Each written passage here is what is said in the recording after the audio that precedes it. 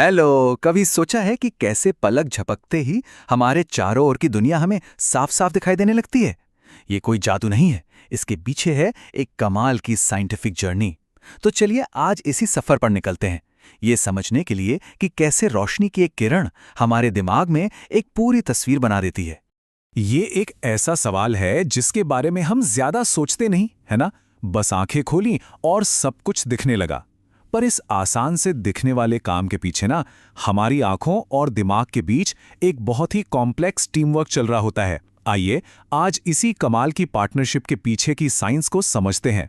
तो देखने का जो पूरा प्रोसेस है ना, वो एक बहुत ही सिंपल सी चीज से शुरू होता है, लाइट यानी रोशनी से। देखिए, जब तक किसी चीज से लाइट टकराकर हमारी आंखों तक नहीं पहुंचती, वो चीज हमारे लिए एक तरह से गायब ही है, हम उसे देख ही नहीं सकते। तो सब कुछ शुरू होता है लाइट के रिफ्लेक्शन से। ये है देखने का सबसे पहला और सबसे जरूरी स्टेप। अच्छा, तो लाइट हमारी आंख के दरवाजे पर आकर खटखटाती है, और ये दरवाजा खोलता कौन है? ये है कॉर्निया।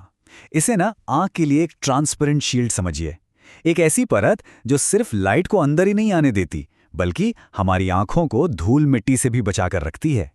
अब कॉर्निया से पार होने के बाद लाइट का अगला स्टॉप है प्यूपिल, यानी हमारी पुतली। ये हमारी आंख के बिल्कुल बीच में जो छोटा सा काला गोला होता है ना, वही है। इसको आप एक कैमरे के अपर्चर की तरह मान सकते हो, जिसका काम ये कंट्रोल करना है कि कितनी लाइट अंदर जानी चाहिए ताकि पिक्चर एकदम परफेक्ट आए।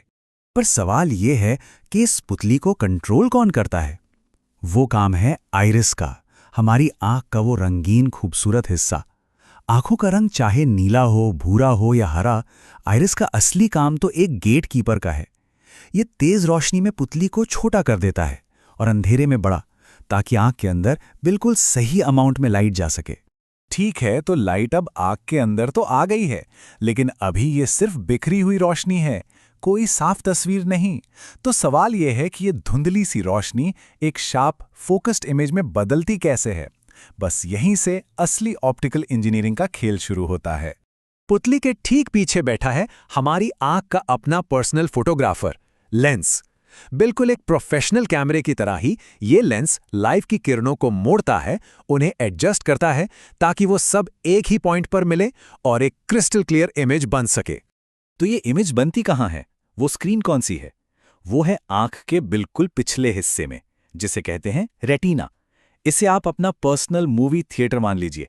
लेंस सारी लाइट को इसी स्क्रीन पर प्रोजेक्ट करता है, और मजे की बात यह है कि यहां जो दुनिया की पहली तस्वीर बनती है, वो असल में उल्टी होती है। तो चलिए इस सफर को एक बार फटाफट से रिकैप करते हैं। लाइट किसी चीज से टकराई, कॉर्निया से अंदर आई, पुतली से गुजरी, लेंस ने उसे फोकस किया और बूम, रेटिना पर एक इमेज बन गई। यहां तक आंख ने अपना आधा काम पूरा कर दिया है, पर कहानी अभी बाकी है। लेकिन रुकिए, रेटिना पर बनी ये इमेज वो नहीं है जो हम असल में देखते हैं। असली मैजिक तो अब शुरू होता है। इस इमेज को एक ऐसे मैसेज में बदलने का काम जिसे हमारा दिमाग, हमारा ब्रेन समझ सके। देखिए, रेटिना सिर्फ एक स्क्रीन नहीं है, वो एक बहुत ही स्मार्ट ट्रांसलेटर है। इसमें लाखों लाइट सेंसिटिव सेल्स होते हैं जो इस लाइट वाली इमेज को एक बिल्कुल नई भाषा में बदल देते हैं, और वो भाषा है इलेक्ट्रिक सिग्नल्स की। समझिए, जैसे किसी तस्वीर को मोर्स कोड में बदल दिया गया हो, जिसे सिर्फ ब्रेन ही पढ़ सकता है। अब जब ये इलेक्ट्रिक कोड तैयार हैं, तो इसे हेडक्वार्टर तक पहुंचाना भी तो जरूरी है, यानी हमारे दिमाग तक। ये काम होता है ऑप्टिक नर्व के जरिए। ये हमारी आंख और ब्रेन के बीच एक super fast fibre optic cable की तरह है। ये इन सिग्नल्स को पलक झपकते ही ब्रेन के विजन प्रोसेसिंग सेंटर तक पहुंचा देती है। और अब आता है इस कहानी का ग्रैंड फिनाले। आंख ने अपना काम कर दिया, मैसेज भी भेज दिया। अब स्टेज पर एंट्री होती है असली बॉस की, जो असल में पूरा शो चलाता है, हमारा कमाल का दिमाग, हमारा ब्रेन। तो यहां है सबसे बड़ा खुलासा।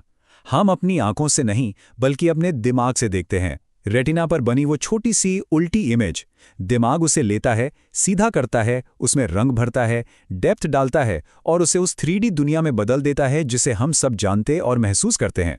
ये तो अल्टीमेट रियलिटी एडिटर है। और ये पूरी बात हमें एक बहुत ही गहरे सवाल के पास लाके छोड़ देती है। अगर देखना सिर्फ लाइट और सिग्नल्स का काम नहीं है, बल्कि ये दिमाग के इंटरप्रिटेशन का नतीजा है, तो क्या इसका मतलब ये है कि हर किसी के लिए असलियत थोड़ी अलग हो सकती है? सोचने वाली बात है ना?